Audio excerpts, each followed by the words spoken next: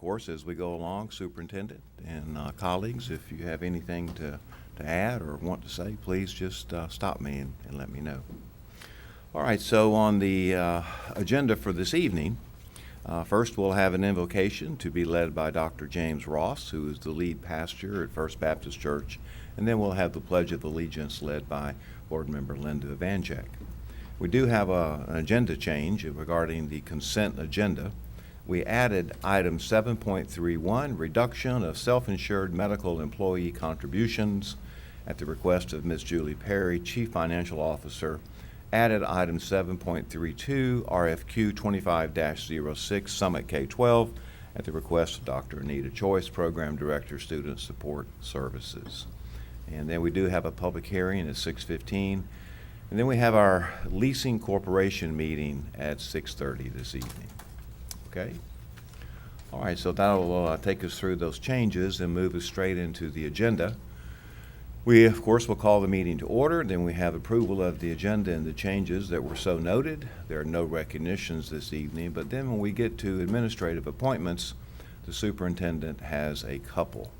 4.1 will be the appointment of the assistant principal, 12-month at Niceville High School, recommended by the superintendent. And then 4.2, appointment of principal Silver Sands, recommended by the superintendent. That takes us then to public comment. Then section 6, committee and staff reports. 6.1, in-county travel paid for June 2024, presented by Ms. Perry. 6.2, out-of-county travel paid for June 24, presented by Ms. Perry. 6.3, quarterly report, service agreements under the $10,000 threshold for internal and budgetary funds, presented by Mr. Wyndham and recommended by the superintendent. And then that moves us into the consent agenda. 7.1 will be approval. 7.2 will be approval of the minutes of the workshop meeting July the 8th, 2024, and then minutes of the regular meeting of July the 8th, 2024, all recommended by the superintendent. 7.3, invoices to be approved for payment, presented by Ms. Perry. 7.4, school donations, presented by Ms. Perry. And then 7.5, payroll warrant register and accounts payable warrant register totaling $66,697,000 and $86.50. Self-health insurance claims and fees totaling $2,538,012.55. And then bank transfers totaling $45,473,572.18. all for June 2024, presented by Ms. Perry. 7.6, RFQ 25-04, text help, presented by Mr. Wyndham, Program Director, Purchasing, and recommended by the superintendent. 7.7, Sole Source 25-01, Houghton Mifflin Harcourt, presented by Mr. Wyndham and recommended by the superintendent.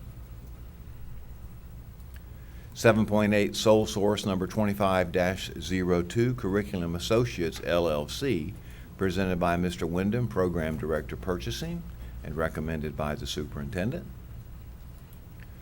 7.9, Tag-on Bid RFP 241904, Specialized Therapy Services, presented by Mr. Wyndham and recommended by the superintendent.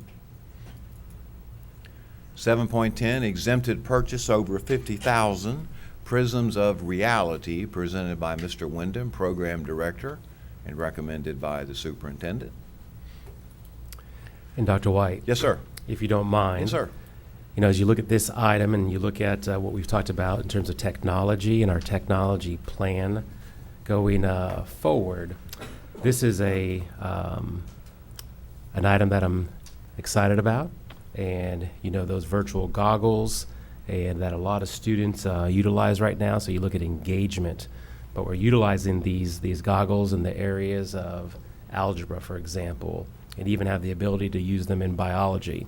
So it's real world application of something that is taught, that then the goggles go on and give them that real world application. So we're going to be implementing this at a few schools. to have some professional development or some professional learning for those teachers. But I think this is just going to be something exciting for students and teachers as we continue to move forward. Very good. Thank you, sir. All right, moving on to 7.11, Service Agreement Number 25-42, Savius Learning, presented by Mr. Wyndham and recommended by the superintendent. 7.12, Service Agreement Number 24-43, Connect ASL, Inc., presented by Mr. Wyndham and recommended by the superintendent. 7.13, Service Agreement Number 25-44, Allied Instructional Services, LLC, presented by Mr. Wyndham and recommended by the superintendent. 7.14, Service Agreement Number 25-45, Modern Therapeutics, presented by Mr. Wyndham and recommended by the superintendent. 7.15, Service Agreement Number 25-50, Synced Up Designs, presented by Mr. Wyndham and recommended by the superintendent. 7.16, Renewal of Municipal Advisory Services Agreement between the School Board of Okaloosa County and Ford and Associates, Inc., presented by Mr. Wyndham and recommended by the superintendent. 7.17, Addition of Level 2 Type 2 Diabetes Program, offered by United Healthcare, presented by Dr. Hale and recommended by the superintendent. And Dr. White, we're going to say a few things about insurance in a little bit, but this one right here, I would like Dr. Hale just to say a couple words about the Level 2 Type 2 Diabetes. And just again, it's another example of trying to enhance our insurance program for the benefit of our employees. Thank you, Superintendent. Welcome, Dr. Hale. Good morning, and if it's okay with you, I would like to invite Mr. Caraway and Mr. Frakes up here to join me, and even Ms. Appleberg if she'd like to.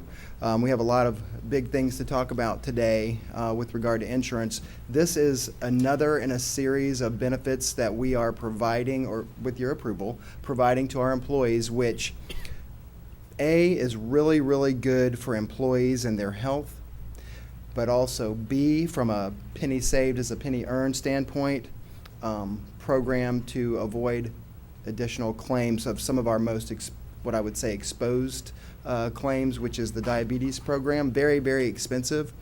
The ins and outs of the programs I'll let Mr. Caraway talk about, but I just want you to know that this Benefits Oversight Group, I think Ms. Appleberg would confirm that the two things that we kind of look at as slam dunks for our approval to recommend to you is A, employee wellness, and B, cost savings against the claims since we're self-funded, which is going to manifest itself in some conversations that we're going to have a little bit later. But very, very excited about this program. And now specifically with regard to the mechanics of the program, I'd ask Mr. Caraway to ring in. Yeah, thank you, Dr. Hunt. Good morning. Good morning. I just wanted to share a few thoughts with you on the Level 2 program. First and foremost, this is not a new program to the school district. United Healthcare rolled this out in 2021 for the fully insured plans, and they offered it on pilot programs. Employees could join the program voluntarily. And you know, I'm always in the ball can validate this, but I always let them know. I said, if the carriers do it on a fully insured platform, we need to strongly consider it on a self-funded platform, because their whole goal is to wellness, financial being of the person, and also to drive down claim cost. And the last part being, I think, one of the most important things. But this is, again, with the self-funded plan, we've been evaluating this for over a year, so this decision has not come lightly. And we've had the United Healthcare leadership team come in and talk about our numbers. So here's how the program works, and is that it's voluntary. Employees join. We have 343 identified members with type 2 diabetes. Okay, so we're not going to capture all of them are going to join voluntarily, but they're certainly going to be reached out to via email and outbound calls just to talk to them about the program. The program provides to them, it's a clinical integrated program with United Healthcare's medical plan. So everything is working in sync to help drive down costs, but more importantly, communicate to the employees. So they're going to get a no-cost glucose monitor. Dexcom glucose monitor, the current one, so they can keep up with their numbers, which is extremely important. They're going to have virtual coaches that they can reach out to for them to set up plans to make sure, A, they're getting their medications timely. They're going in for their visits to their provider as it is accounted for, and that'll help drive down costs on a long-term basis. So here are some numbers that I think really sold us on this program. As I mentioned, 346 members. Right now, they account for $13,000 more per employee per month in claims cost over someone that doesn't have type 2, right? So we want to try to help drive that cost down. This program will do that. If 50%, and I talked to Nolan this morning, the gentleman that's behind this program, if 50% of the membership signs on to this program and does all the things that it asks them to do, they're projecting a $2.3 million savings in our claim spend just on that body of folks, right? So it's a very comprehensive program, but again, it's voluntary, and I think the employees that are eligible for it that decide to join the program are going to be very happy with the outcome. So thank you. Would you speak to the reimbursement? Yes, so the reimbursement is a guarantee. So right now, we're projected to spend around $1,500 per employee per month on claim costs. That's their average cost. By putting in this program, they're projecting the cost to be 10% lower, so roughly $1,300 and some dollars per employee per month. If that doesn't occur, then they're going to pay us the delta between what we were already spending, right? So there's no additional cost. If we save more than that $1,300 and change, right, it's below that, then they're going to give us 100% of that return over and above that number is going to come back to us for the first $15 of that savings, and then above that it's going to be a 50-50 split between United Healthcare and the school district only on the savings above the $15 PEPM. So they really are putting their money where their mouth is as far as this program working. Is that Yes, sir. good? Thank you. Okay. Thank you.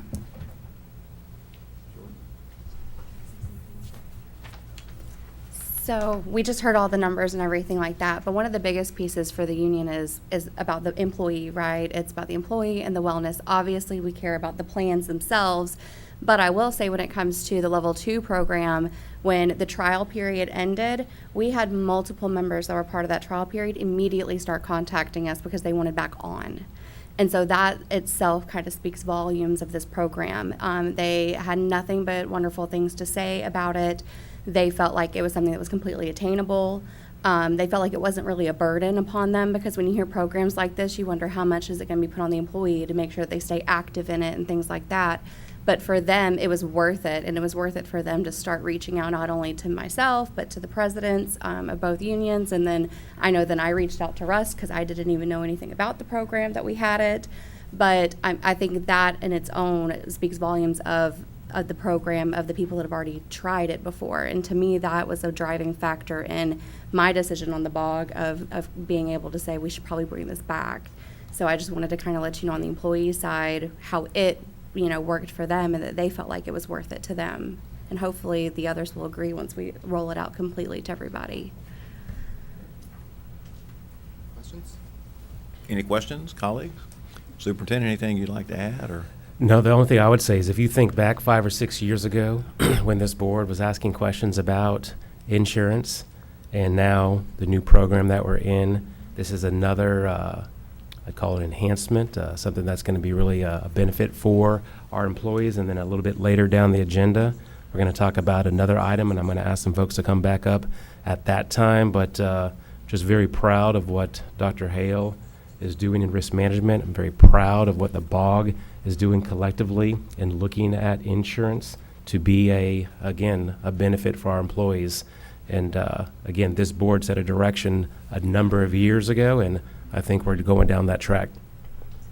Thank you, sir. And I do have just a simple question, I guess. And I know a little bit about high sugar, but it looks to me like this is for diagnosed diabetics. Is that correct? Yes, sir, All that's right, so correct. Mhm. does it include pre-diabetic folks that may be diagnosed as pre-diabetic from high sugar, for example? My understanding of it is already type 2 diabetes, that All they're right, going to get so to for- a pre-diabetic All right. or. All yes. right, so for those folks that are diagnosed this way, they definitely would want to reach out and be a subscriber to this program. Yes, sir. All right, got it. Yes, sir. We'll do some heavy marketing to that end, specifically with those folks.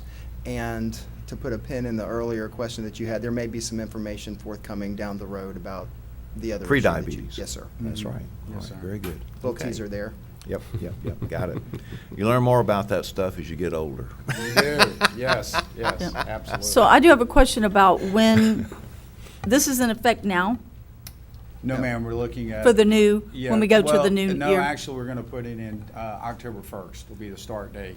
So it'll have its own platform, if you will, so we can really laser focus in on the marketing piece of that to reach out to the employees versus it being all bundled in with. I was gonna say, they get hit with so much information about, so this will be separate in October before you get to the open enrollment. Yes, ma'am. Coming in November, or whatever it is, yeah, so. That's And correct. get that out. And then, will this be done, and this may be, Dr. Hale, will you be going out to the work sites, or how will this happen? Do you know yet? So with this specific population, they're pre-identified, so we'll do focused marketing specifically to them. Okay, so, But other things that are going to be coming down the pipe for renewal or reminder, or potentially even some new programs that are accessible to more people will be a part of a roadshow. Yes, ma'am. but even though you're marketing to those that have, obviously have this condition, I think it's important that everybody knows that it's there. Because, people's health Absolutely. changes, Health so. changes, right. Yeah, so they don't, that way they'll be aware, or, We are 100% interested in marketing all of our programs. We intend to use the Catch the Wave to that end Mhm, for a lot of good, folks. good. Some other different innovations that are going to come in the HR section of the Wave with regard to not only programs, but trainings that are available as well, all of which point to some type of benefit for the employee, and whether it be property casualty claims or whether it be Mhm. medical claims, we're going to really start utilizing the Wave to do some more intensive communication to that end. Yes, that's good, thank you. yes, ma'am. All right, very good, thank you, Thank good you. program. All right, 7.18. Trim Care Services Agreement between the School Board of Okaloosa and Weatherproofing Technologies, Inc., a subsidiary of Trimco Incorporated, to provide roof warranties, presented by Dr. Bill Smith and recommended by the superintendent. 7.19, transfer of state and federally funded instructional materials and furnishings to Florida Scholars Academy, presented by Tracy Lamb, Director 1, Student Services, and recommended by the superintendent. 7.20, cooperative agreement between Florida Diagnostic Learning Resource System, FDOE discretionary project, and Escambia, Santa Rosa, and Okaloosa counties, presented by Ms. Kathy R., Director, Exceptional Student Education, and recommended by the superintendent. 7.21, 2024-2025, Title III Enhanced Instructional Opportunities for Recently Arrived Immigrant Children and Youth Grant, presented by Dr. Choice, Program Director, and recommended by the superintendent. 7.22, Florida Department of Education Mental Health Assistance Allocation Plan application, presented by Ms. Terry Schroeder, Program Director, Student Services, and recommended by the superintendent. 7.23, cooperative agreement between the School Board of Okaloosa County and Emerald Coast Children's Advocacy Center, presented by Ms. Terry Schroeder and recommended by the superintendent. 7.24, cooperative agreement between the School Board of Okaloosa County and CDAC Behavioral Healthcare, Inc., to provide in-school mental health services to students with parent consent, presented by Ms. Terry Schroeder and recommended by the superintendent. 7.25, memorandum of understanding between the School Board of Okaloosa County and Children's Volunteer Health Network to provide preventative and restorative dental services to students with parental consent, presented by Ms. Terry Schroeder and recommended by the superintendent. 7.26, cooperative agreement between the School Board of Okaloosa County and the Children's Home Society to provide in-school mental health services to students with parental consent, presented by Ms. Schroeder and recommended by the superintendent. And Dr. White, Yes, sir. I'd just like to point out, and I know it's the obvious because it's on the agenda, but just the number of different agencies, Ms. Schroeder and her group, Ms. Ard and her group, that they reach out to be able to support our students. So we want to just appreciate that work and making sure that we have those services for our students, and then very much appreciating the community agencies of what they do. And like we've talked about, especially as it pertains to the mental health side of things, being able to have resources for our students is extremely important. So I have a question about this item. So we're working with Children's Home Society. So do they have counselors come in or, okay, yeah. Hey, Ms. Schroeder, how are you? Welcome, Ms. Schroeder. Thank you. Yes, they do have designated counselors that come in. Generally, those kids have already been referred to them, but we are trying to remove barriers for parents and for students to get services. And sometimes with the situation parents are in, working and things like that, they cannot get those kids to those organizations outside of a school setting. So we try to work with the families. Plus, there would be no cost to the. Absolutely, To the no family, cost. which oftentimes they have to pay for, Yes, ma'am. Private All of services. these services that you see on here are at no cost to the families. because it's amazing the things that we're able to offer our families now that didn't exist just a couple of years ago. It's Yes, ma'am. amazing, yeah. Thank you. Okay, thank you. And Ms. Schroeder, before you go, and while you're up here, as you know, several years ago, we did not have mental health counselors at all, and now we have a robust number of mental health counselors. So just do a quick description of what our mental health counselors do and how they also refer students to outside resources. Sure, yes, sir. So when this whole program started back in 2018, we obviously all remember where that came from, and sad to say, you know, because of the loss of life down in Broward County, the legislature saw fit to put some money towards mental health services because they recognize that our kids are coming to us needing those services. So over the years, I kind of describe it as we were building the plane as we were flying it back then. We put a program in place. We have developed, I am so proud of our program because we employ our own staff, which a lot of districts don't do that. And because we employ our own staff, we are able to design that program based on what our needs are, not based on what the organization's services are. And so I'm very proud of that. That doesn't mean that we don't utilize those services in the community. We absolutely do.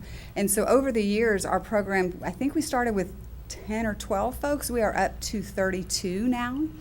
And they are still very, very busy, even at 32. And again, we are trying to remove barriers for families because we know if the kids aren't in the right headspace, they can't learn. And so they come to us with all kinds of different needs, and we try to meet those needs there in the school setting with parent consent, obviously, but we're also doing crisis intervention as well, grief counseling because students are losing family members, parents, grandparents, things like that. So we're doing those services. We're doing actual therapy sessions with kids in schools. And then when the need is greater than what we can actually do in a school setting, we have a program out of the University of Florida and Flagler Health called Brave Connect that has been on the agenda that you guys approved before. And that organization, our mental health counselors have a program, a computerized program that they can put in information and refer those students to community resources that UF and the Flagler Health have established in our own community, whether it be face-to-face, whether it be virtual. Again, parent consent's required. We don't do anything without the parents, but this organization does what we call case management. They follow up with phone calls, they follow up with referrals, they continue to reach out to those families, so that leaves our team members free to continue to see students. They're not having to make those phone calls, they're not having to do all that extra work. So that's a huge program as well that we've started in our district. And I will say we are one of the first districts in our region to use that program. And now I have folks from all over the state calling, hey, tell me about this, tell me about the Brave Connect program. Oh, we've been using that. And it's nice to say that we are we are blazing the trail in our mental health services. Wonderful. Thank you for all that you and your group do. That's fabulous. Yes, sir. And thank you, Ms. Is that Schroeder. what you needed? Thank you, Ms. Schroeder. All right, so moving now to 7.27, surplus salvage and disposal of one portable building, school board-owned tangible property in accordance with Florida statutes, presented by Mr. Bolton and recommended by the superintendent. 7.28, agreement between the School Board of Okaloosa County and PT Solutions Holdings to provide athletic trainer services at middle school football games, presented by Mr. Ryan Gore and recommended by the superintendent. Didn't we look at this last year and remind me how we worked on this last year? Yes, ma'am. So if you remember, we used to have services for high school and middle school. And then the middle school was removed from the program. So we knew that we did not want that to happen.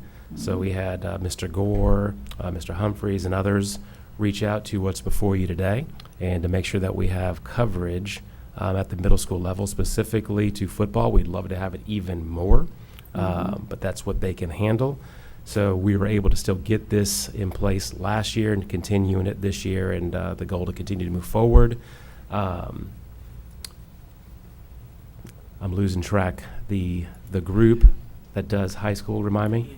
Well, The it an- was, if I can help out, so as you may remember, the provider at that time that serviced both high schools and middle schools, as you said, Superintendent, wasn't able to do middle schools.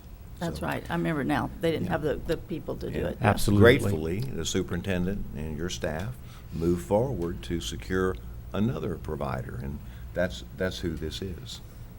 And the Andrews Institute at that time said once they get back to full staff, they would relook at coming back to the middle school as well. And as much as the Andrews Institute has done on my own two kids, I should have had their name right off the top of my tongue. But Well, But- we may all visit before. Yeah, yeah, that's all. yeah. All That's right. good, though. All We right. need that. Yep, it's a good thing. Thank you, Superintendent and Ms. Evancho. All right, 7.29, affiliation agreement between the School Board of Okaloosa County, Florida and Okaloosa Hope Medical Clinic, presented by Mr. John Williams, Director, Okaloosa Technical College, and recommended by the superintendent. 7.30, district course code adoption for the 24-25 school year, presented by Ms. Stephanie Gillis, Specialist, Curriculum and Instruction, and recommended by the superintendent. 7.31, reduction of self-insured medical employee contributions, presented by Ms. Julie Perry, Chief Financial Officer, and recommended by the superintendent. And then, as we come to the end here, 7.32, RFQ 25-06, Summit K-12, presented by Mr. Wyndham, Program Director Purchasing, and recommended by the superintendent. That And Dr. brings us- White? Yes, sir. Yes, If sir. you don't mind, No, yeah. if we go back to 7.31. Okay. And I'd like Ms. Perry, Dr. Hale, Ms. Appleberg, if you would come up. And this is a big deal right here. Mm-hmm. And you look at our family plan with insurance, we haven't been able to reduce those costs in a long time. And as you know, as we went forward to this new insurance program, there were several goals. You know, how do we impact the district in a positive way? But first and foremost was, how do we eventually impact the family plan? And so now we've been able to do that with board approval tonight. But it also happens because employees have made good choices with their insurance. And I kind of want Dr. Hale and Ms. Appleberg, you might also chime in. But basically, what is before you, so we know specifically what we'll be voting on tonight? So first of all, I would like to just remind everyone on the board that it's been a very big deal for the last 4 years running to have a flat health insurance renewal. That's unprecedented in the world of insurance and in the world of big municipalities and school boards and things like that.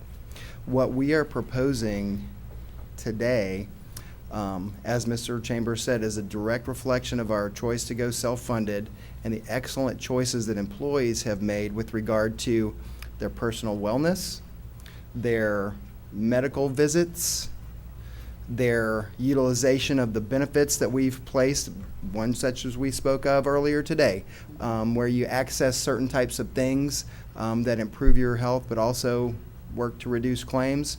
Our self-insurance program has been very successful to that end on the backs of those employees that are making those good decisions. So what we are proposing today is an adjustment basically to last year's renewal, which includes a 10% reduction of employee contributions to their premium beginning in August for any of the plus accounts is what I will call them, not the single employee that the board funds. Any contribution for an employee, be it family plan, be it the buy-up plan, be it just for the children or just for the spouse, any of those things, employee reduction of their premium by 10%.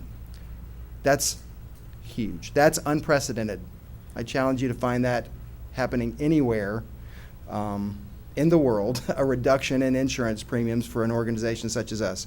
The BOG, Ms. Perry, Mr. Frakes and his group in risk management have all been very, very diligent to make sure that this program is running at the most conservative level so that we could do what Mr. Chambers indicated was the intent of this, which was to always make sure that employees have the best benefit package that they can, but also B, somehow get these out of control premiums under control. And on the backs of the employees and with the efforts of the BOG, both unions, the district, and Mr. Frakes and the risk management group, it's time to let the employees also reap some of those benefits. And so that's what we're bringing to you.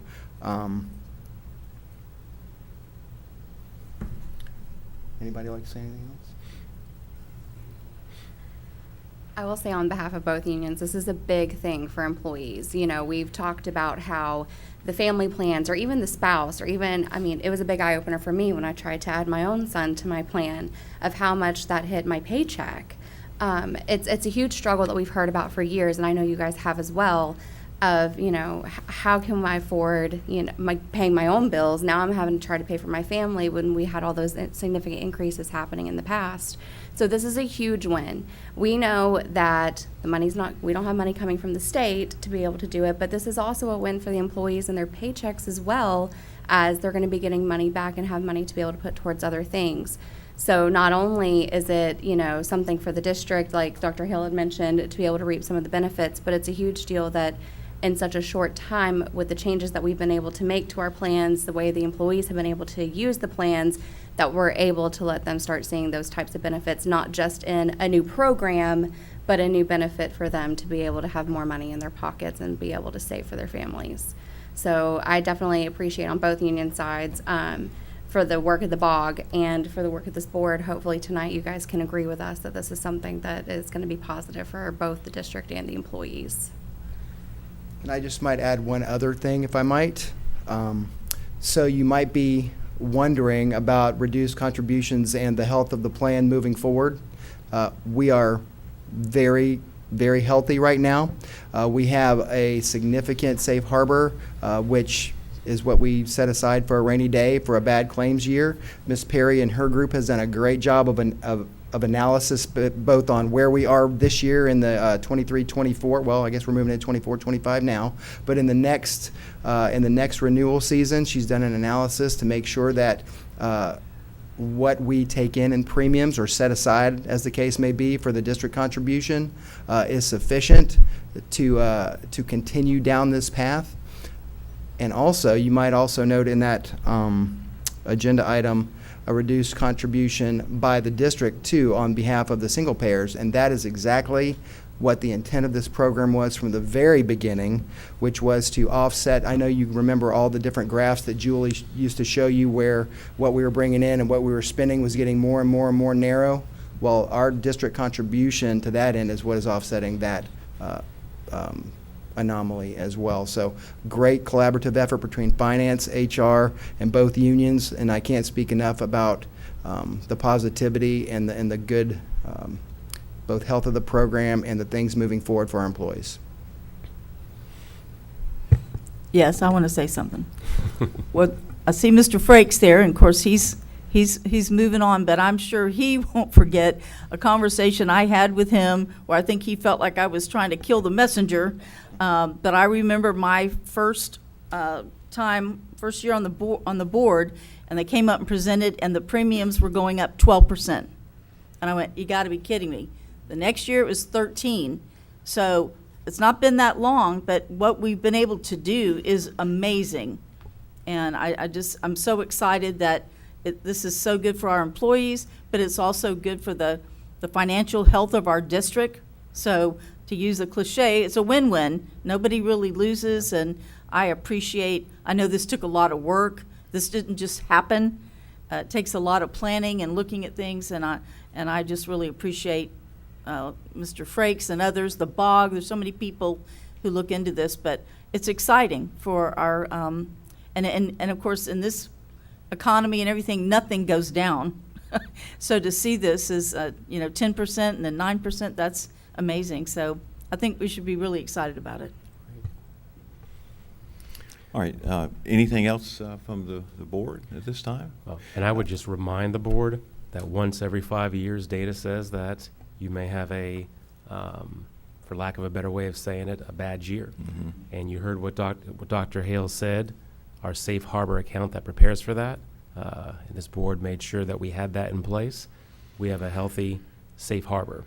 And I do want to just reiterate what Ms. Appleberg said, is I think we brought this even quicker than we necessarily anticipated, and again, based on the success of this program. So just very much appreciate, again, the work of the BOG, being proactive, looking at data, and making informed decisions.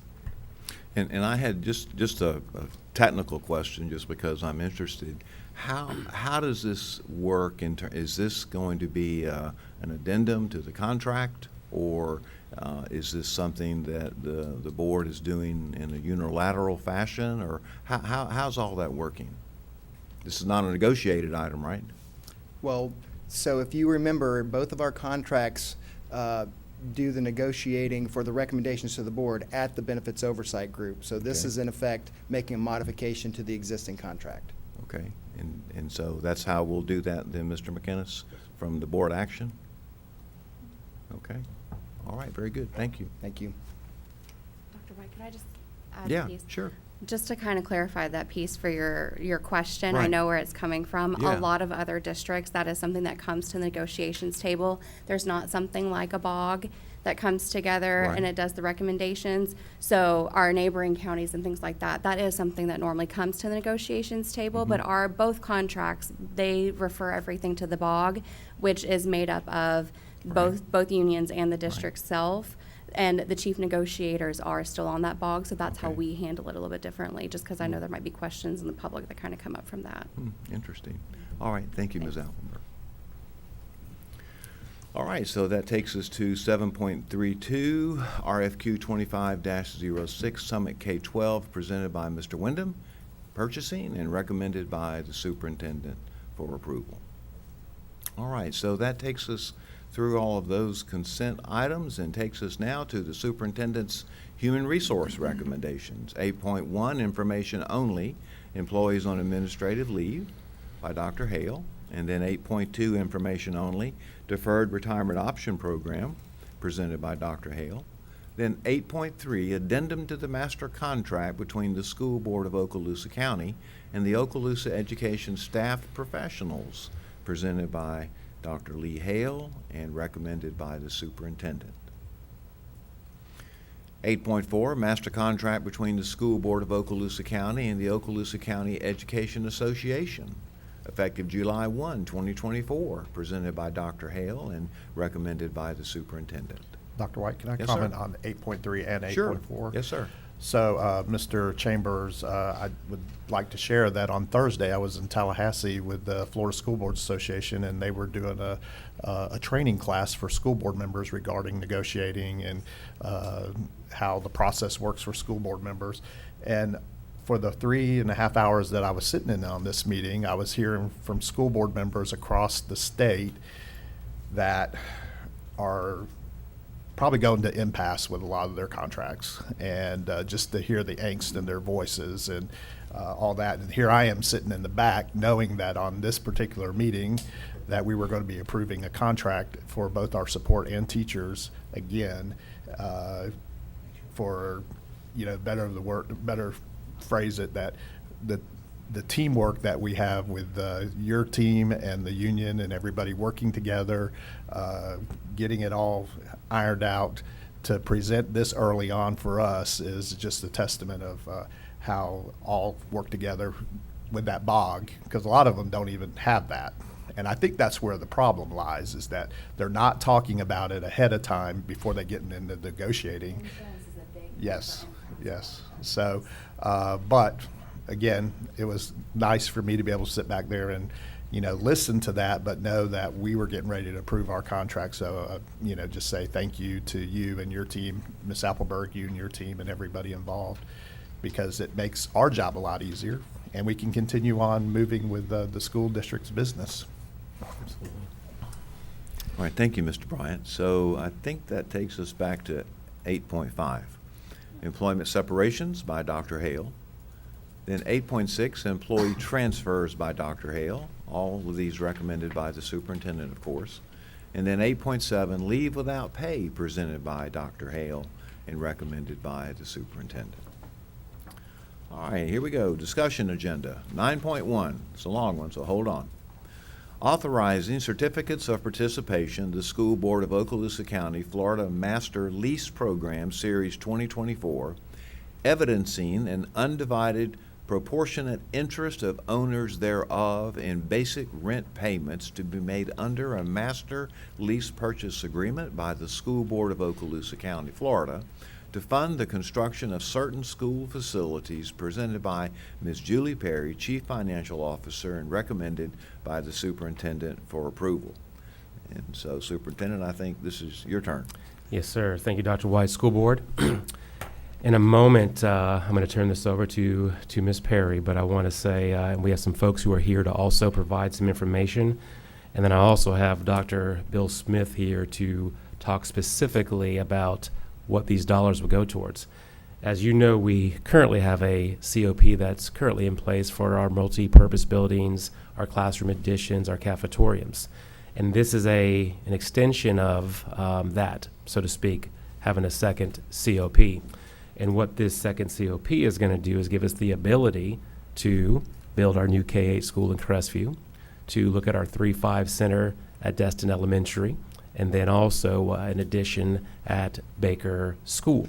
So with that being said, there's a lot of ins and outs of this. This is a hefty sum, and I'll say it's been interesting, and you look at the costs associated with building a school. Sometimes, folks say to me, why can we not just build several new schools or knock down this school and just build another one? Schools cost in the hundreds of millions of dollars. So I'm very proud of the progressive plan that we have in place between fixing our current infrastructure and also planning for the future. What's before you right here is that nod towards planning for the future. And of course, as we go several years down the road, there'll be other things that are in place as well. But I'd like to have Ms. Perry come forward, introduce who's here, and have those folks speak accordingly. Welcome again, Ms. Perry. Hello. So, we have been working very hard on this COP, and thankfully, Mr. Jerry Ford and George Smith and Tom Kai are here to help with all the financing questions. And even though that says $195 million, we're looking for $175. But they can explain the ins and outs of the finance parts. So that's So do you want to call them up together or one at a time, or how do you want to do it? however they want to do it. Okay. I know they were kind enough to come and Yes, sir. help us out. Hello. Good morning. It's always a pleasure to be here. It's good to see you again. I am Jerry Ford with Ford & Associates, and we are the district's financial advisor. We're the fiduciary in this process. Mr. Smith is your counsel on this transaction. Tom Kai is with Bank America, and they underwrote the Series 2022A issue, and they will be underwriting this transaction. They have been working with us closely on the structure and the details of the transaction, and then on or about August 6th, we will all be in New York on their underwriting desk, where Tom will have to hand his baby over to his underwriting desk for about 3 hours, and they will put it into the market and negotiate with investors. So thank you. As Ms. Perry mentioned, the project fund deposit will be $175 million. You have a series of resolutions in front of you, which Mr. Smith will walk through. But within those, there are some not-to-exceed parameters. What you're going to be doing is delegating the authority to your superintendent chair to actually approve the transaction if it falls within these parameters. And specifically, those parameters are a not-to-exceed amount. I'm going to list them all off, and then I'll come back and explain them to you. A not-to-exceed amount of $195 million. A fee not in excess of $5 per thousand. That is the fee that would be paid to Bank of America. A true interest cost of not more than 5%, and a final maturity of not later than October 1. It says 2054, but will actually be 2050 as the not-to-exceed final maturity date. So let's talk about those parameters. They're all slightly higher than we expect things to be to give us room if there is market movement, as you might guess, given everything that's going on with our economy and particularly with our political process at this point in time. There's a lot of volatility out there. So why $195 million? Well, welcome to the vagaries of the tax-exempt market. If this were a corporate transaction, they would be sold to investors at 100 cents on the dollar. So if the yield was, say, a 3.5% and a certain maturity, they would it would have an interest payment equal to 3.5% annualized every 6 months, and they would pay, if they were buying $1 million in bonds, they would pay $1 million. But because of our tax code, municipal buyers are a little bit different, especially the bond funds. So individual maturities may be priced at a premium, meaning that they would pay more than 100 cents on a dollar, or they would pay less than 100 cents on a dollar. Right now, we actually expect the amount that we'll issue is about 160 million. That begs the question, how in the world can you pay for $176 million in projects and costs with $160 million? That is because we anticipate those investors, if it were in the market today, would pay us a premium up front of about $16.5 million. Okay? That's because we think that that structure is the most efficient to get you the lowest overall interest rate right now. On the other hand, if those things changed and we sold, or Tom's desk sold those bonds at a discount, that $16.5 million would turn around, rather than them paying us a premium, they would buy them at a discount at less than 100 cents on a dollar. So that would increase that cost up to over $190 million. So we keep that not to exceed amount at a point where it gives us the flexibility in the market to attract the broadest range of investors at the lowest overall cost to the school district possible. And that's the reason that number's up there like that. Does that make sense? Okay. As I said, all of the other numbers in there we think are slightly higher than we will be achieving. We don't want to give you a rate right now because that rate will be different tomorrow. So keep your fingers crossed. Hope we have the wind at our back on August 6th, and that's where we are. If you have no more questions for me, I will call Mr. Smith up to walk through the documents with you. Well, I just have one. Yes, sir. So the public that maybe that's never been through this before, those of us on the board and those of us that have been around for a while knows that this school district has used this financing mechanism for, I guess, Mr. McClennis, about what, 40 years? Yes, sir. So we've issued multiple Yes, sir. of these particular financial instruments. But just roughly, what is the security backing up these instruments that we're going to sell? Is it the half-cent sales tax proceeds? Is that basically the idea? The It- 1.5. Okay, so it's the 1.5 money that we receive from the state. That's how we're going to make our payments. All right, The okay. security is the actual buildings. Is the building. So if Okay. you were to decide, you have the legal right to, in any given year, saying, no, I'm going to cancel this lease. I'm going to walk away. And you can do that. You can legally do that. If you do, you lose not only the facilities that were financed with these certificates, but those financed in 2022 as well. Anything else that's under an outstanding series of COPs. So while you have the legal ability to walk away from this, you don't have the practical ability to walk away from this. No kidding. But we anticipate that we're going to use the money from the state. You said it was the 1.5 money. Your property tax. Yeah, it's our property tax. The state Okay. only gives us about $1 million a That's year. right, The that's rest right. of All it right, is so rate let's say it that local. way. But those revenues that we expect to receive will be what we use to finance this. That's Is that correct. All right. And it just, one minor point, the 2022As, although they're under the same security structure and could use that same $1.5 million money, they are actually being paid from sales taxes. Okay. Okay. Good. All right, good. Very good. All right. Any other questions? And I thought that was a great question. And I'll just say two things on that. One, as you would know, so we have that pay structure already in place going forward. Right. And then, Ms. Perry, if you would also explain, and you might also explain, in the first COP, we set it up in such a way where after a certain amount of time, the payment went down because we were making sure that we were prepared for this second COP. Correct. The first 3 years, our payment on the first COP is approximately $21 million. For the last 6 years, it will be $12 million. So what's happening is in 24-25, we're setting up, this is the last year of the higher payment with sales tax. That year, we are going to set up an interest only for the new COP. So that's about $4.8 million. Then when the 25-26 year begins, we'll have a $12 million COP 2022 payment out of sales tax and about 11.4 out of the 1.5. But we'll have more sales tax available that could possibly help.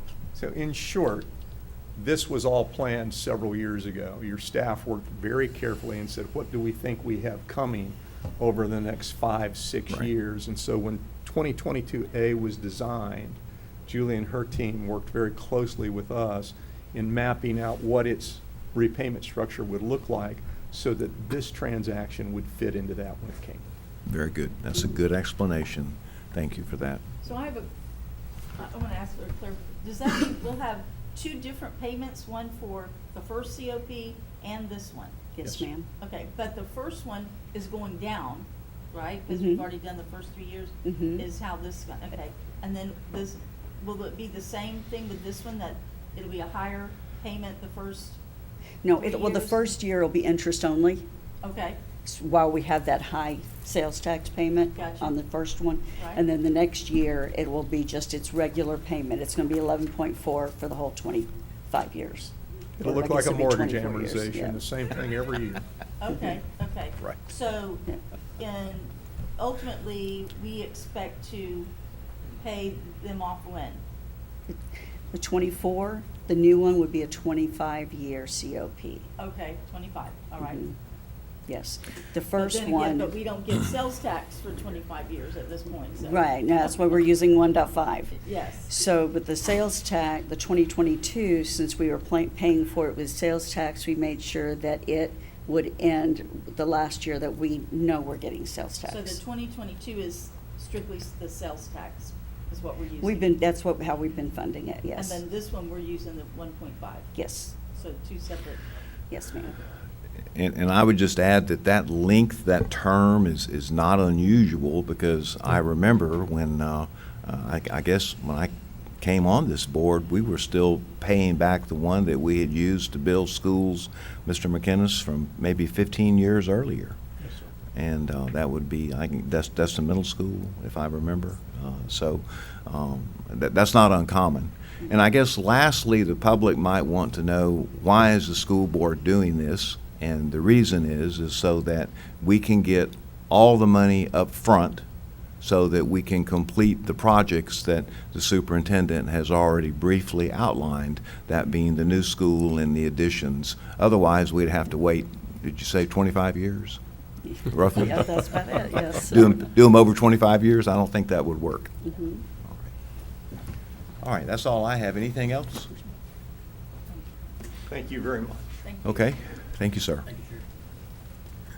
Hey, I'm George Smith. I'm your bond counsel, as Mr. Ford said, and it's my pleasure to represent you and do the legal work together with Mr. McInnes, so that the bonds or the COPS are structured properly, so that you get the money in timely and can repay that, but also so that investors know that they're receiving income or interest that is exempt from federal taxation. So you're issuing tax-exempt bonds, municipal bonds. So my role is to represent the school district. I'm your attorney, but to make sure that the structure complies with that tax-exempt structure. All right. So to do that, we have two resolutions that you'll be presented this evening.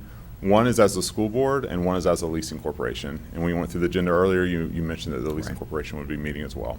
So both of those do the same thing. You have to adopt both of those resolutions to be able to issue this debt. And as Mr. Ford said, the resolution authorizes the documents and the issuance of the debt, but it also delegates to the chair and the superintendent the authority to assign a bond purchase agreement or certificate purchase agreement with Bank of America if certain parameters are met. And Mr. Ford went through those, but I'll go through those quickly. The first is not to exceed $195 million, and that's obviously in the aggregate. That the discount to the underwriter, the payment to the underwriter will not exceed $5 per 1,000 increment. The true interest cost on the debt will not exceed 5%, and that the final maturity is no later than October 1, 2054. Obviously, those build in a little bit of flexibility. As Mr. Ford said, don't expect us to issue the full 195. Don't expect to go out to 2054. We'll go 2050. But if something were to happen in the capital markets, that gives the school board the flexibility to work within those parameters. If something really bad happens in the capital markets and we say, hey, we're above 5%, then we don't have authority to do anything. We'd have to come back to the school board to reconsider and decide whether you want to proceed or do some other structure, some other procedure. And really that's what the resolution authorizes for the school board. The resolution for the corporation, you says the leasing corporation in a separate meeting. The resolution for the leasing corporation authorizes the same transaction as long as all the requirements in the school board resolution are obtained. So we have to have both sides of the coin to be able to issue this debt under the state constitution, the state statutes. And obviously I've prepared most of the documents that are attached as the exhibits. The offering statement's been prepared by your disclosure counsel, Bryant Miller Olive. Mr. McInnes has reviewed all these documents on your behalf. I have as well. Your financial advisors, the Bank of America team, everybody's reviewed the documents, but we're happy to go through any of those if there's any questions on a particular attachment to that resolution. Any questions, colleagues? Superintendent, anything here? I do not have any questions on this. Mr. McInnes, so these look like ordinary, usual, and customary documents? Yes, sir, they are. All right. Anything else? Anything else, sir? No, Okay, thank you very much. Thank you. All right. Dr. White? Yes, sir. So I would like, we have Dr. Smith who's here. Yep. And so we have this second COP that'll be voted on tonight, Yep. but specifically, what does all this Money mean? for? So I'd like him to come forward. We have a few slides, just kind of share some information on the K-8 school, the 3-5 center, as well as the Baker addition. Very good. Welcome, Dr. Smith. Good morning, everybody. This is an exciting time in the facilities office. Task Order 35 is basically an all-inclusive program which encumbers the three projects that have been previously discussed. Your new K-8 in the Crestview area, the Destin 3 through 5 center, and the addition to the Baker classroom addition at Baker High School. The Baker High School addition is basically a repeat of some other facilities that looks very similar to what you've done in the past. This Task Order 35 started about 10 months ago. It's an accumulation of a lot of work that's taken over a long period of time, especially on your K-8 center. Your Crestview K-8 center, it's a 1,200 student station K-8 school. The classroom wings are all two-story, which is a new concept for us. We haven't built a two-story school in a very, very long time. It's on 49 acres of the 80-acre parcel that we have in Crestview. We were very blessed to acquire a very nice piece of property, and it is on the northern 49 acres of that 80-acre parcel. It includes all the extracurricular activity features that a regular school would take, your band room, your baseball, your athletic fields, your football fields, gymnasium, athletics, all the requirements of a K-8 school that we have in our district. It also includes the CT and STEM lab classroom features. And the last bullet refers to the requirements by Florida statute that we coordinate through our local emergency management center to where we have to create a certain portion of the school as a shelter. This particular one, and we were able to negotiate with our local EMS, and the cafeteria will meet the shelter requirements. And Dr. White, this is a reminder to the board, which I know you don't need the reminder. 80 acres. So you saw the number there, the 49 acres. And strategically, we purchased this land so we had the ability to do 2 schools on this when the need arises. So when the need arises, we would build an elementary school on the remaining acreage, and then the current school would then be transformed specifically into middle school. Your 80-acre parcel location. The orange line at the top is Highway 90. The blue line on the bottom is Interstate 10. The developed area is 85 on your right, and the little yellow dot is the location, the general location of your new school is on the west side of the new bypass, about halfway between the current Arena Road and the railroad tracks, which are just south of 90. It's a very, very nice site. It's as flat as you can get in the area of the north part of the county. It's hard to get a big flat 80-acre parcel, but we were very fortunate to have a landowner that worked with us to get a very nice parcel of land with a lot of road frontage on the new bypass. The road in front of the new school has already got its first layer of asphalt on it, and it's looking very, very good. Any question about location? This is your site plan of the 49 acres. The right side is the new bypass.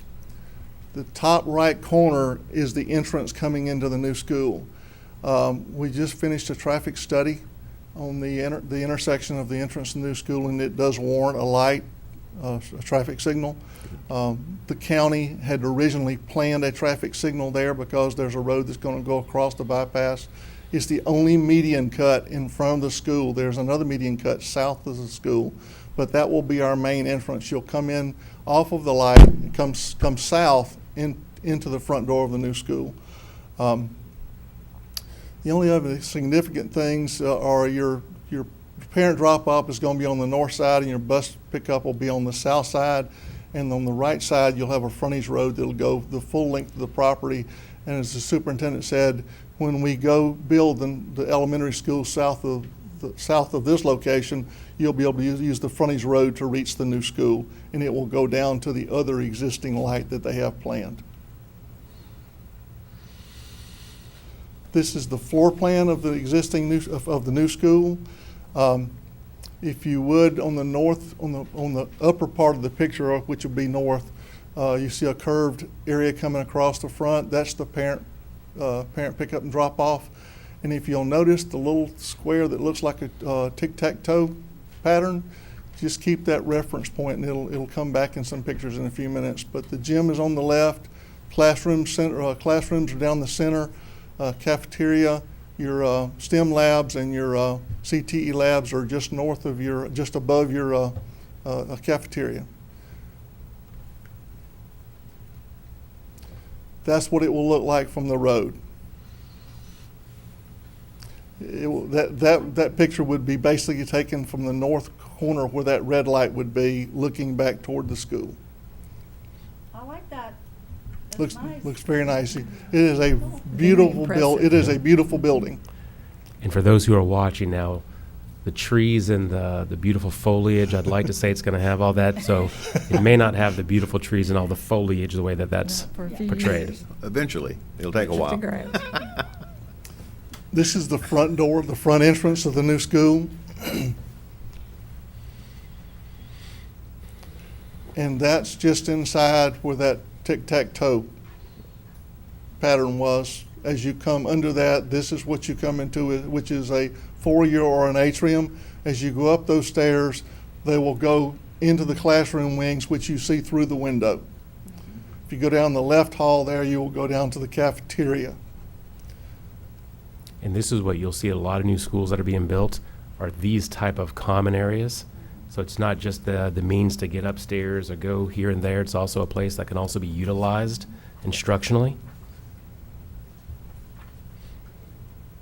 There's been a lot of work planning put in it, and we're still in the process of refining the small parts. But I think you're going to be very happy with the building that DAG has delivered to you. It's been about a 10-month process. It is a lot of work to design a new school, and that's the end result right there. Changing facilities. Well, can we go back? Yes, just- please. Yeah, just one quick question. Now, we're anticipating completion when? August of '26, 2 years from next week. Wow, Wow. okay. And this Dirt- new 10 months to get here, 2 years to get to the end. Like Teddy Roosevelt said, make dirt fly. We're fixing to, if we can just get the Gophers moved. Yeah. Oh, yeah, That's big. Tell them about And the- that. We have applied for a state permit. We have 17 friends on the site that need to be relocated to a new location that they will be happy with. So that should take place in the next week or so, and the plans will go out on the street for bid. But that's the first thing that will have to take place before we go in there and start turning dirt. Wow. I know when we went out there after the property was purchased, we were counting, there's one, and these are gopher turtles we're talking Yes. about, so. Well, I actually found out something new. What they make you do is, if it's so close to the line, if a gopher turtle has gone across on somebody else's property, but it's close to yours, you gotta get that one too. So we wound up with 17. Okay. And the new building will incorporate all the new safety elements as well. Absolutely. So that's It will exciting. be state-of-the-art. This is exciting because this has been 16 years since we have built a Right. new school from scratch, and it's, I think you're going to be very happy. It's going to be a state-of-the-art school. Is this modeled off a school somewhere else, or was this a compilation? It was drawn, developed, and designed for our county on that site. So there's pieces and parts of it that came from other facilities, but it's custom drawn and custom designed for that site. And I'm sure it has all I see a lot of windows, but I'm sure they're looking at the heating, cooling. That's correct. There is a considerable amount of glass, but it's facing the right directions in the areas that you're talking about. We're required by statute for a certain percentage of glass in the facility, but all that's been taken into consideration. I think a lot of that is in the research, that sunlight is incredibly important to students' health and welfare. Oh, yeah. It's actually in statute how much light you have to bring in. We ready? All right. Destin Elementary 3 through 5 Center. We're talking another 2-story wing, which will include STEM rooms. It'll have 30 classrooms, a multipurpose area, and some PE storage, a new administrative suite, which will put the front office back to the middle of the school instead of on the very, which will be the north side of the campus now, this is being built on the south side. Be a new teacher's lounge. The existing cafeteria really had no gang restrooms for it, so this will give us some restrooms for the existing cafeteria. Where the building facility is being built is actually on top of the playground that you see on the left side of the school now. And so we're having to relocate that playground, and the baseball field behind it is the donation that had to be made of property to put this new facility on this campus. The revised drop-up and pick-up and additional parking, which is drastically needed at Destin Elementary School. On your right is Beach, Bennings on your left, street names, Kelly's on the top side of the picture. Basically, the service road that comes across the bottom is on the new property that was acquired here in the last couple of months, which gives us access off of Benning to bring parents in and do a loop and carry them back out on Benning to get rid of some of the traffic on Beach and Kelly, that we have a situation out there right now that's a daily problem. It'll also give us a lot of additional parking on that south side and of course on the front of the school where you come off of Beach Drive. The pink is the roadway, and the building is just, the proposed building is just north of that. This is the footprint of the building. The very top building is the restrooms we were talking about that will support the existing cafeteria. And the entire wing across the bottom is a 2-story wing, so it will be double that amount. And that's what it would look like Nice. from the back of the cafeteria on Beach Drive, looking back toward the school. And this will be down toward the Catholic Church, looking back up toward the school. Very, very impressive facility. Yeah. And we hope to solve a lot of the problems that we know we have out there with the access road that we have, that we can bring traffic off of Beach Drive and not getting, not off Benning Drive and not on Beach. So I want to ask, with that addition, what size student population are we looking at it being able to have about? I don't know what It's going to go over 1,000. I think it's going to be towards the 1,200. So this might be a good time to say this, and I'll backtrack to the K-8 in a second. But with the addition of the classrooms here, and you look at elementary schools in terms of the capacity, when we started this process, Destin Elementary was one of the biggest elementaries that we have in Okaloosa, and that's a pre-K through grade 4. So what this is going to do is provide capacity at Destin Elementary, but it's also going to allow the 5th grade from Destin Middle to come back to Destin Elementary. So now we'll be pre-K through grade 5. They will also still have the ability to increase capacity, because you don't want to just build 2 capacity. But then you have Destin Middle School. Destin Middle School, as you might remember and you know full well, was about 600 students a number of years back. Now they're over 800, and they continue to grow. And capacity at Destin Middle School is scarce, if you even want to call it that. So now when those 5th graders come back, there will be capacity at the Destin Elementary, and there'll now be capacity at Destin Middle as the 5th graders leave. So it'll be about a 1,200 pre-K through grade 5, somewhere in that area. That's a big elementary school. Yeah. But we have several big schools, elementaries, yeah. The nice thing about it, the superintendent just pointed out, you're going to solve 2 problems. You're going to solve the problem we have on this facility, because this is designed to get rid of the portables that are there. And you'll also be able to get rid of all the portables that you have at Destin Middle School, because you're bringing the capacity out of there. So you're solving 2 problems. Be good. More questions? No, sir. Baker Classroom Edition. 10 secondary classrooms, additional gang restrooms in that building, connecting walkway back to the canopy. And the most important thing probably for Baker is the 7 portables that are sitting there right where this building is going to go will be leaving the facility one way or the other.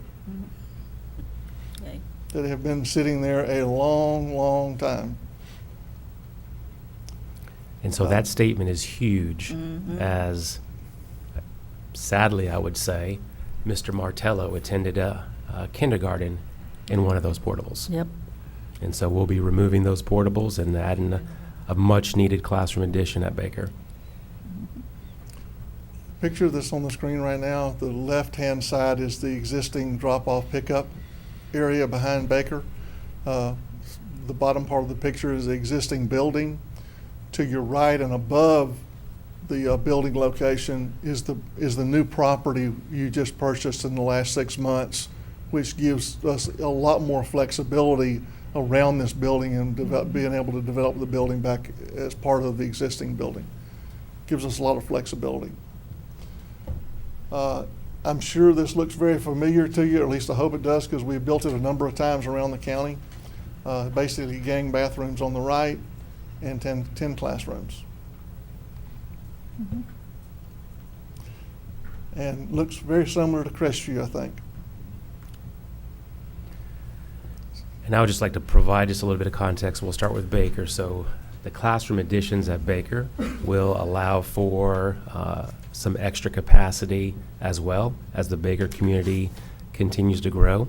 We also have additional acreage at Baker if the need were to arise, if we had to do something else at that school.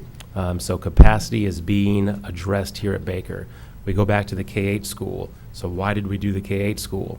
Because with the K-8 school, we're now able to impact the vast majority of the elementaries in the Crestview area, the 2 middle schools in the Crestview area.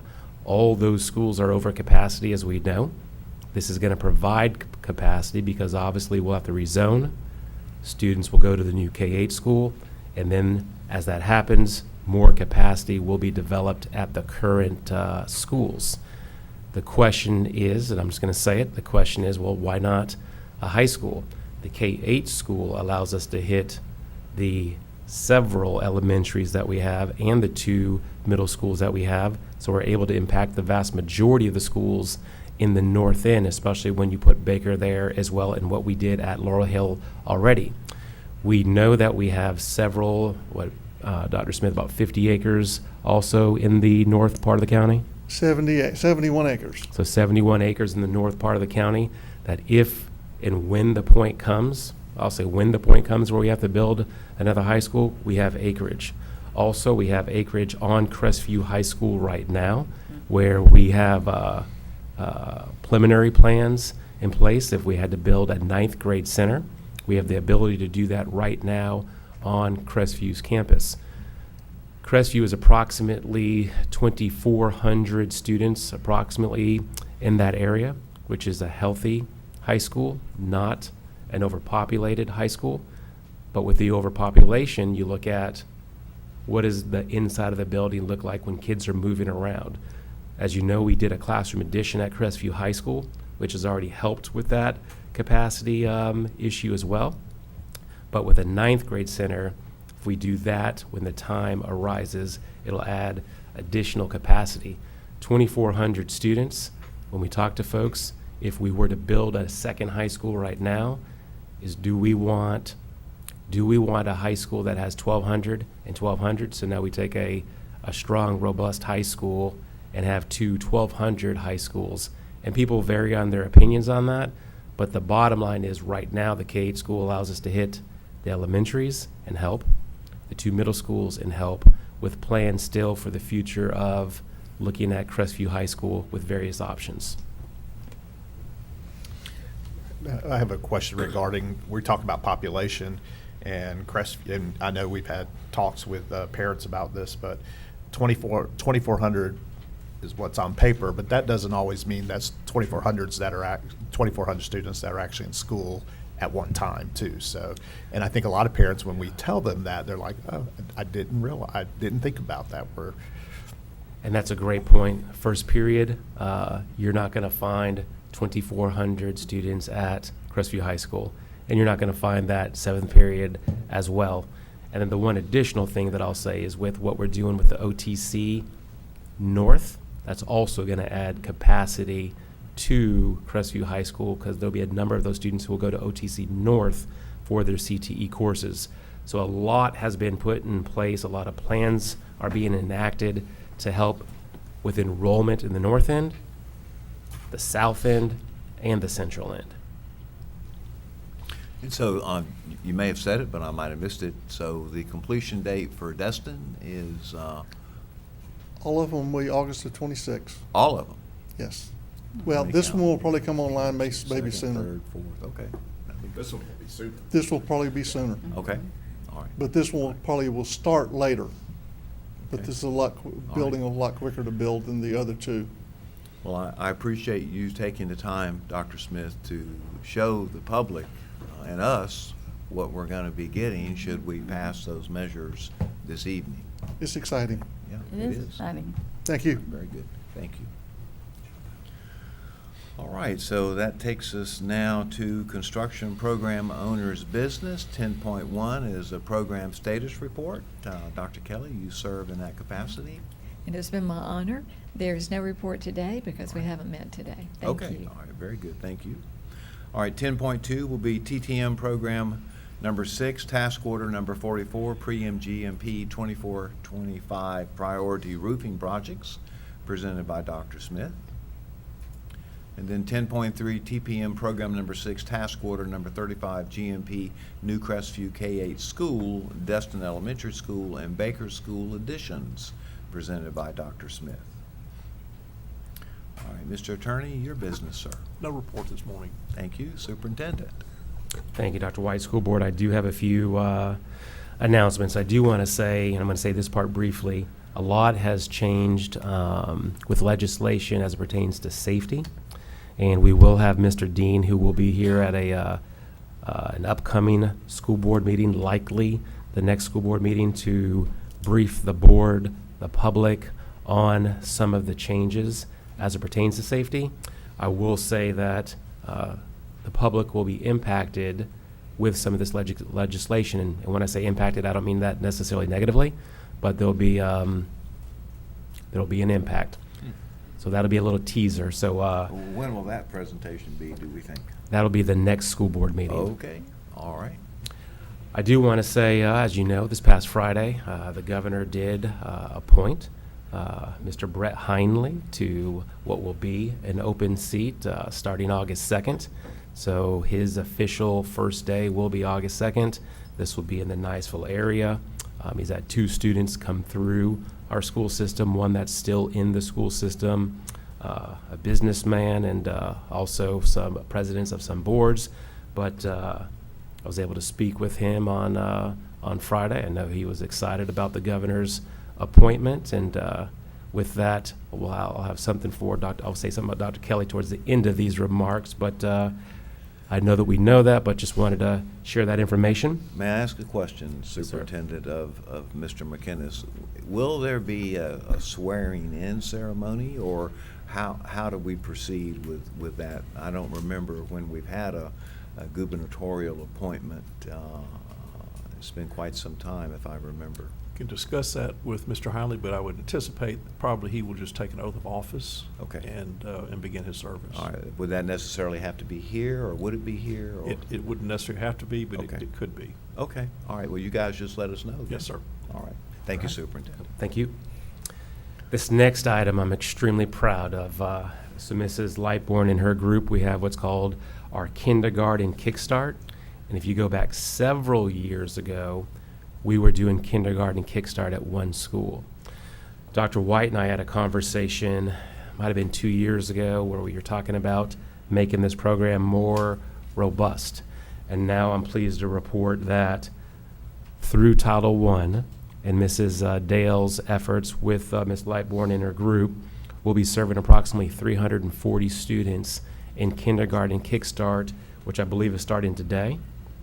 And so this is giving these students a head start or a kickstart into meeting their teachers, understanding procedures, being aware of where they're going. So this is a big deal. And I'll say, Baker School, Bob Sykes, Edwins, Elliott Point, Kenwood, Laura Hill, Longwood, Northwood, Riverside, Wright Elementary. So all of these schools are now taking part in this Kindergarten Kickstart. And again, it was one school. So this is something that I think is going to be substantial for these kindergarten students and those teachers in school. So just want to report to you that that's starting today. That's good. That'll make that first day go a little bit smoother. Yes, sir. Yes, sir. Also want to share with you, Ms. Lightbourne's group has been very busy. We are looking at our data that comes in and also making adjustments accordingly. And one of the things that we always talk about in this district is we are blessed to have incredible teachers. And to that end, I giggle myself sometimes when folks will say, "Well, what are you doing during the summer, or do you work during the summer?" And as you know, teachers get paid for 12 months, but they're contracted for 10 months. And so they do not work during the summer, even though the vast majority of them are working. So I'm so proud that we have teachers coming in on their free time to be able to look at their standards, look at their curriculum, and have discussions. And in the area of third grade ELA and math, sixth grade math, fifth grade science, biology, 9th and 10th grade, ELA, algebra and geometry, and civics. We have teachers across this district coming in, working with our specialists, our program directors, having conversations on how do we do things even better, sharing best practices amongst the group. So I'm so proud that we're doing this. As you know, data comes in, you got to make decisions, and I'll say, and some of these teachers have done this on short notice, which I very much appreciate. Those who aren't able to be here, and they're being well attended, so I'm so proud. But those who aren't able to be here, we'll do something at the very beginning of the school as well.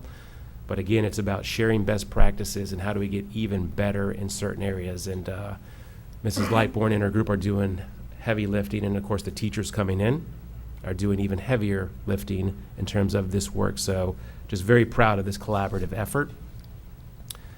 I will say that on August 3rd is Stuff the Bus Day, but some of you might talk about that, so I'm not going to give too many details there. School starts on August 12th, so this is I believe the last board meeting before school starts.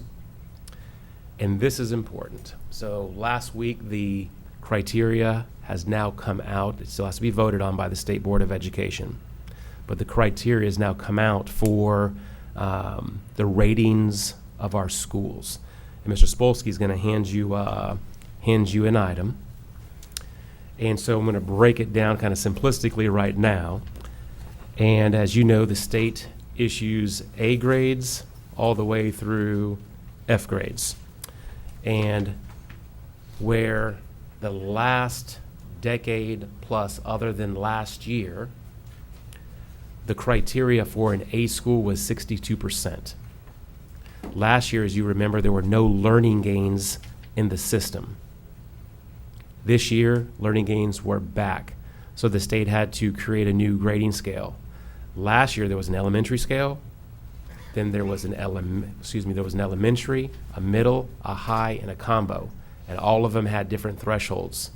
This year, there are still some different thresholds, but with more commonality. So what you see before you is the new threshold for an A school is going to be 64%. And that's for the district. So the district has to have 64% of the total points to earn an A.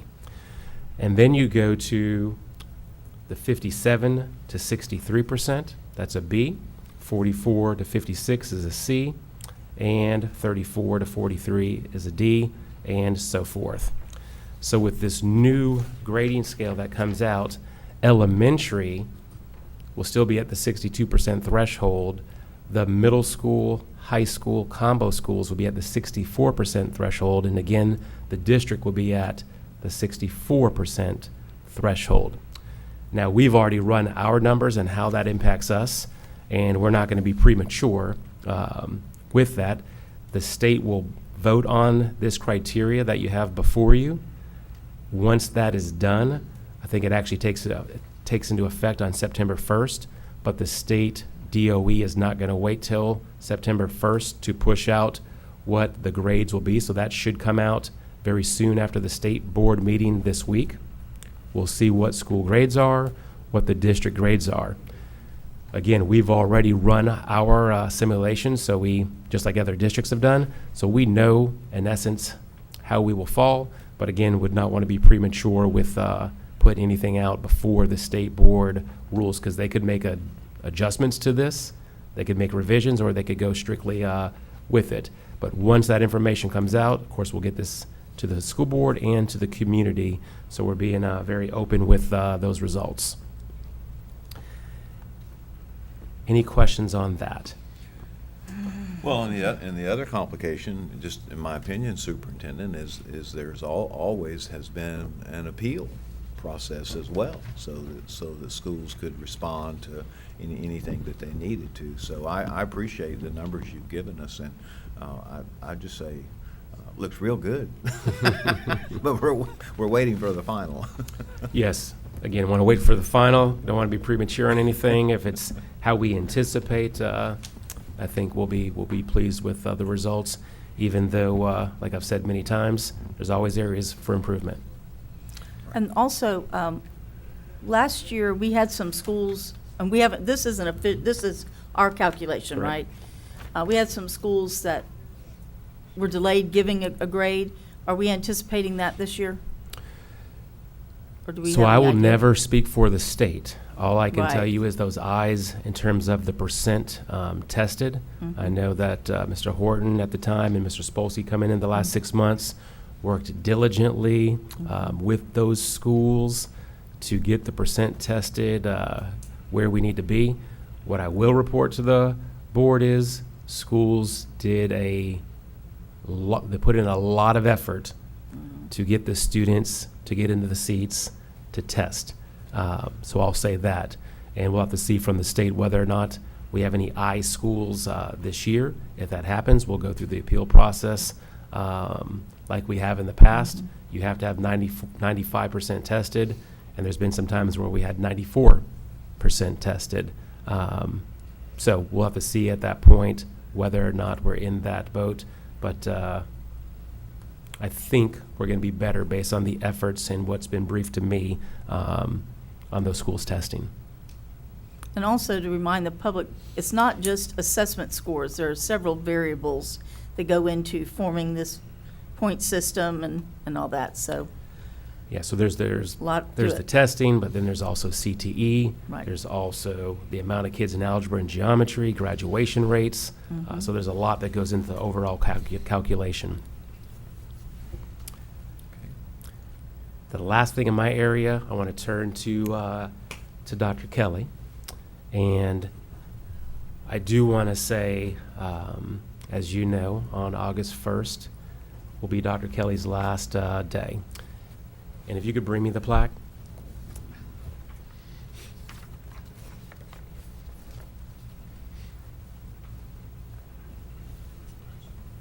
Thank you. And you look at Dr. Kelly, and you talk about decades and decades of service to Okaloosa County school system. Yeah. And someone who not only taught, someone who not only was an assistant principal, a principal, someone who not only was at the district office, someone who was not only a school board member, but someone who started elementary in our school system, through middle school and graduating in our school system. Dr. Kelly is someone who has worked in all parts of the county, the north end, the central, the south, and again, like I said, at the district level. And someone who, when you say has a heart for children, sometimes that's just something that's said. But Dr. Kelly absolutely has a heart for children, and she has a heart for employees. She has a heart for public education. And I'll tell you, there's times Dr. Kelly will do a lot of behind-the-scene work for folks, and she's done that all through her career. And she didn't necessarily care about who got the glory, as long as it was a betterment to the students and it was a betterment to that school or to the school district.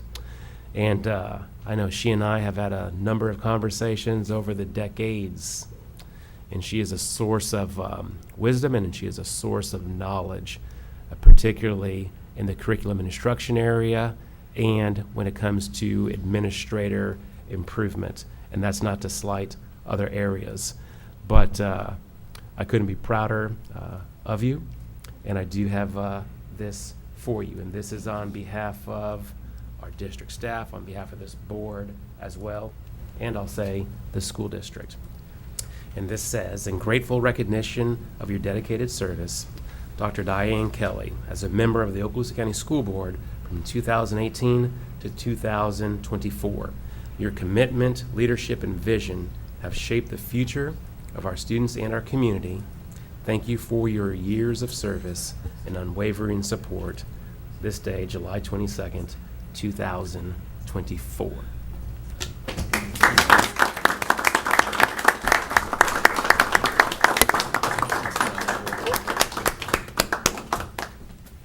Board, you want to join me, please? All right.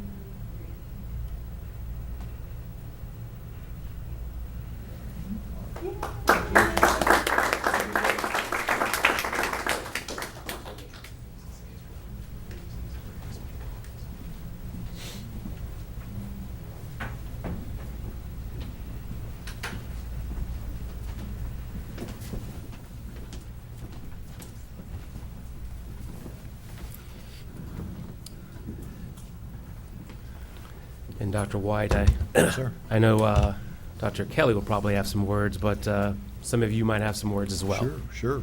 So how about Ms. Vancheck?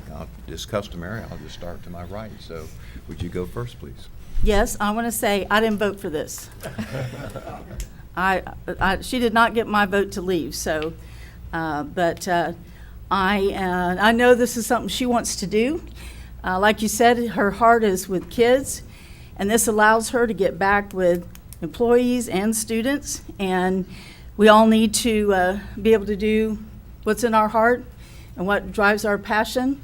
And so in that, I'm happy for her. But, you know, when it just so happens that on the political cycle, she and I get voted in or go through election at the same time. And I remember clearly our first election together back in 18. And I knew her, of course, as an employee, but when we were on the election circuit, it was amazing because I listened to her and I learned then her depth of knowledge in speaking about different things. So I've always said that when Diane Kelly speaks, I listen because every time she says something, I learn something. So thank you. I've learned a lot. And I can't wait to come and see your new office and your school out there, and it's going to be great. And they're very lucky to have you, but we're going to miss you. Good luck. Thank you, Ms. Vancheck. Mr. Bryan? Well, I've had the pleasure of sitting beside you for the last 6 years, either on this side or this side. And I will just say that I've enjoyed every moment of it. I too, like Ms. Vancheck, have learned a lot. But the one thing that has always stood out about you is your smile. You have a wonderful smile, and you bring just a peace when people see you. And I just truly have been inspired by your leadership and look forward to seeing what you're going to do at Destin High School. I know they're excited to have you. Thank you. All right, thank you, Mr. Bryan. And so, Dr. Kelly, I thought that I might get the opportunity to say something today, and I'm glad that I did. You know, it's very clear we've known each other so many years, and it's a fact that you are a highly decorated member of this school district, and you've stood for this school district and for all the good and positive things that it does. You've been a champion for that. And I guess if someone were to ask me what 2 words would best describe Dr. Kelly, I would say, first of all, dedication. You have been dedicated without fail to the mission of this school district. And then second of all, I would say dependability. And I think that that's probably one of the most important things that you can say about someone is that they're dependable. And you have been dependable, and we're grateful for you, and we're grateful for your service. And just like the colleagues said, I know that you'll do great things and be very successful at Destin High School. And their gain is our loss. And but good luck to you, ma'am, and thank you for everything. Thank you so much. Dr. Kelly, if you'd like to say something. Well, I truly did not have a prepared speech. So, and most of you know that usually when I speak, I do have some bulleted points, but I vary from that. I usually end up just speaking from the heart, so that's what I'll do in this moment. So, as Mr. Chambers so kindly said, across the decades of service, I think I've been working now since 1979 here, so you can do the math. But looking around, just looking in this room, for instance, I've had the great pleasure and joy of watching so many people grow and succeed in this county. And just to think that I had just a thimbleful of an influence has been so important to me. And I look around, I was thinking this morning, Dr. White, actually, thinking of all the superintendents I've worked with, starting with, Mr. Bruner, who hired me, Max Bruner, and Sullivan and Mr. Gates and all the way up to Mr. Chambers. I think that's 8 people. And then the handful, 2 handsful, actually, of superintendents I've had the privilege of working with through my consultant company. And every single one of those has helped to grow me. And every single one of them has given me opportunities that, as a young girl growing up literally on the farm, literally, to have had all of these opportunities, it has just been such a blessing. And I will say about all of you, all my colleagues on the board, you know, we started out really just as elected colleagues, other than I've known, of course, Marty and Dr. White and the principalships together. But we end as friends. And to me, that just means volumes, that we end as friends. And I do hope that you will stay in touch, and I do heartily invite all of you to come out to Destin High School. Give me just a few months to get integrated. We have a lot of construction going on, a lot of change and growth out there, but I hope that as friends and colleagues that we remain in touch and remain influences in a positive way on each other. Thank you for your kind words and for your opportunities that you've given me. Thank you. Thank you, Dr. Kelly. All right, so let's go ahead and get back to business here. That now takes us to board members' business, unless you have anything else, Superintendent? No, sir. All right, so I'll go ahead again, Mrs. Okay. Vancheck, and start with you, ma'am. Yes, okay. So you mentioned Stuff the Bus, and I appreciate you letting me talk a little bit about that, because that is an activity that's with the Okaloosa County Public Schools Foundation. But I'm excited this year because the Okaloosa County Teachers Federal Credit Union is our main corporate sponsor. So we're partnering up with them for August 3rd, where we'll be at all the county Walmarts all day long from 8 o'clock to 4 o'clock, taking school supplies that we ultimately distribute throughout our district. And you don't have to spend several $100s to do this. You know, every little thing helps, you know, just a pack of pencils here and there. The other thing is with our corporate sponsor, the credit union, every location of the Teachers Credit Union has a box in their lobby where you can go by. If you don't want to do the Walmart on August 3rd, you can go by their location and donate supplies, which ultimately come to the foundation. So there's several ways that you can get that. And we want our students to have, and they will have, the supplies they need to be successful heading back into school. So that's a good partnership this year that I'm excited about. Another thing that was just brought to my attention, the kids are in summer band, and at Baker, they've been able to use the multi-purpose room to go in there and do part of their plan, their marching plan. And I didn't even think about that, but what a great thing that they can be out of the heat and get what they need to be done out there. So I think that's exciting. That was a use I hadn't even really thought about.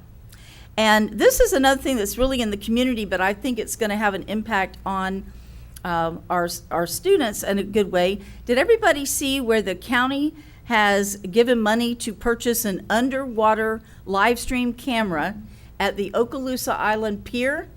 And that way I can see a lot of science classes being able to, I see Miss Lightboard, my science teacher there, and they can go and see this, and it's so cool. It self-cleans. It's a 360 panoramic tilt zoom that they can see out there. It has automatic wipers so that it doesn't get messed up on the lens, okay? And when they get that in, that's going to be what a great thing that our students could go on and see in live what's going on there under the water and everything. I just think it's neat things that we can incorporate with our students and offer some really great lessons. So I'm excited to see that the county commissioners voted to spend some money on that over at the pier. So that's cool. Thank you. Yeah, very cool. Thank you, Ms. Vancheck. Mr. Bryant. Thank you, Dr. White. I will say another thing I'm going to miss is the numbers part of your presentation. Yep. So you're going to have to fill me in on that so I can keep that tradition you a alive for you. text. There you go. You'll have to tell Mr. Heinley that his job is to keep up the calendar. That's it. I really didn't have a whole lot to say. I was going to save Dr. Kelly's remarks for tonight, but since we did them. But I do see one of our former employees out there, and I would just like to take a moment to recognize Russ Frakes. I too, even though, am sad that he is moving on, I will say that of all the employees, with the exception of Mr. Chambers, that I've dealt with, Russ has probably been the one I've dealt with the most. And I'm really excited that over the 8 years that I've been on the school board, 7 years that we've been affiliated fully with FSBIT, and to see the things that are happening within the school district when it comes to risk management. And Russ, you did a great job. You and your team did a great job, and I'm excited that we've brought risk management to the forefront, and it's now part of the conversation and not just behind the scenes there. And all the work that you have done with the recommendation of the superintendent and with this board, you can hang your hat high and know that you're going to be missed. But we know you're going to be around. Obviously, today you're here with Essentra. So I do personally thank you, and I know my fellow colleagues will feel the same way. So That's right. Thank you, Mr. Bryant. thank you. Dr. Kelly. Okay. Well, I have some student congratulations. One is congratulations to Niceville High School senior Ashley Culbertson, who was named the Okaloosa County winner recently of the Distinguished Young Woman competition, and now she goes on to the state level. And Ashley is a member of the Niceville High cheer team. She carries a 4.5 GPA, and she plans to major in biology.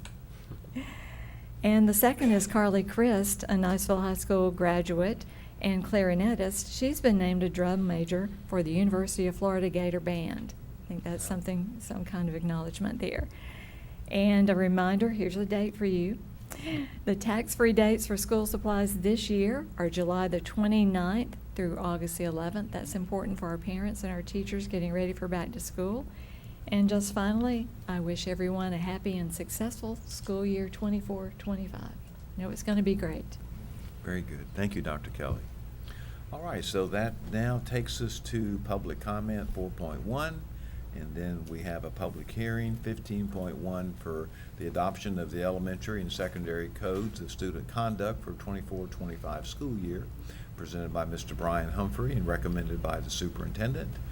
And then we have the Board of Directors meeting this evening at 6:30.